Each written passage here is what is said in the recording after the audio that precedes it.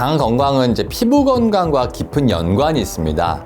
이 장내 환경이 나빠져서 유해균이 증가가 되면 이 체내 염증 물질이 늘어나면서 피부에도 영향을 미치게 됩니다. 우리 장내 미생물의 균형이 깨지게 되면 피부 염증과 그로 인한 트러블, 또 알레르기 반응이 생길 수가 있거든요. 그래서 이 장내의 미생물의 균형을 맞추기 위해서 우리가 식이섬유와 프로바이오틱스가 풍부한 음식을 섭취하시는 것이 좋겠습니다. 예를 들자면 요거트나 김치도 여기에 해당이 되겠죠.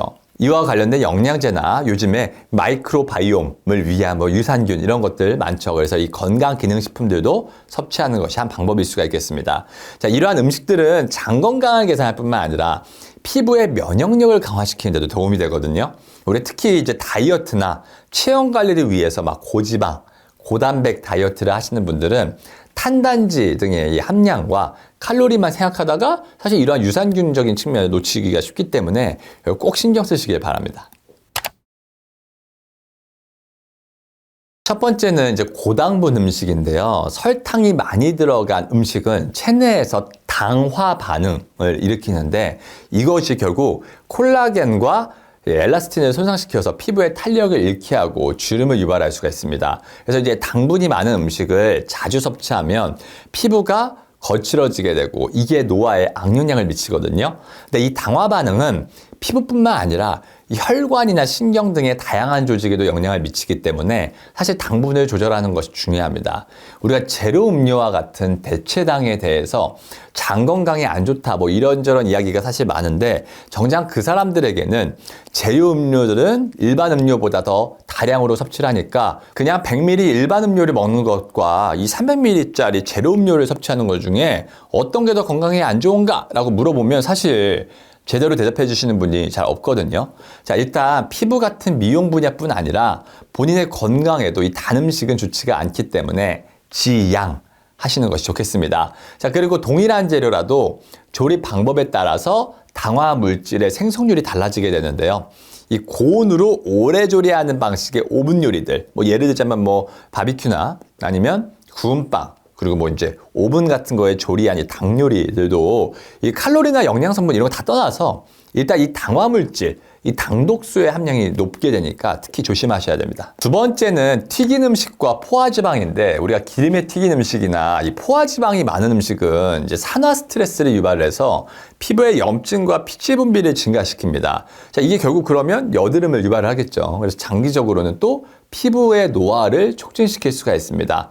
특히 건조한 계절에 이러한 염증에 안 좋은 음식을 먹는다면 더욱 악영향을 끼칠 수가 있겠죠. 세 번째는 이 유제품이나 초콜릿인데 우리 여드름과 같은 이제 피지와 관련된 증상이 있으신 분들은 사실은 초콜릿이나 유청 단백질을 포함한 이 유제품을 좀 멀리 하시는 것이 좋습니다.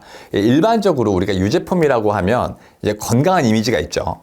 근데 이제 이 우유에 들어있는 호르몬이나 카제인 성분 등이 IGF-1, 인슐린 유사 성장인자의 분비를 좀 증가를 시켜서 여드름을 악화시킬 수가 있어요. 자, 이는 무지방이나 저지방 우유도 사실 해당이 되는 부분입니다. 또 이 다크 초콜릿과 같은 이런 것들도 여드름의 개수를 증가시킨다는 연구나 논문들이 좀 꽤나 존재하기 때문에 좀 여드름이 심하거나 염증이 있는 분들은 좀 주의해 주는 게 좋겠죠.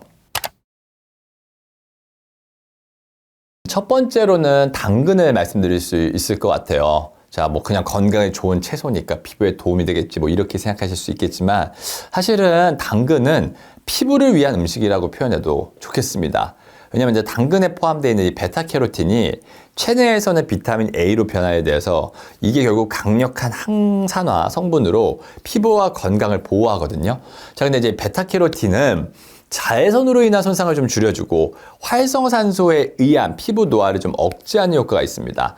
또한 이제 당근의 경우에는 조리 방법에 따라서 요리를 했을 때 영양소의 체내 흡수율이 높아지는 경우도 있고요. 우리가 이제 콜라겐 합성을 촉진하고 주름살 예방에 도움이 되며 또 이제 피지의 분비 조절을 통한 여드름이나 모공 관련 질환에도 도움이 되는 음식입니다. 자, 하지만 이 재미난 점이 또 너무 많은 음식을 먹고 과도하게 먹게 되면 얼굴이 노랗게 보이는 이 케로틴 열증이 생길 수도 있으니까 너무 과다 섭취하는 거는 좀 주의할 필요가 있겠죠. 자, 그리고 두 번째는 아보카도입니다. 자, 아보카도는 비타민 E와 비타민 C가 풍부해서 피부 세포를 보호하고요. 콜라겐 생성을 촉진을 해가지고 탄력을 개선시킵니다. 그리고 우리가 이제 루테인이나 아니면 뭐 지아잔틴이라는 성분이 또 아보카도에 포함이 되어 있는데 두 성분이 이 자외선으로 인한 피부 손상을 좀 예방해주고요. 피부의 탄력 유지나 뭐 색소 침착 완화를 기대를 해볼 수가 있겠습니다. 루테인과 같은 경우에 또 눈에 좋은 걸로도 유명하기 때문에 당근과 마찬가지로 이제 미용과 건강에 모두 도움이 되는 음식이라고 생각하실 수가 있겠습니다.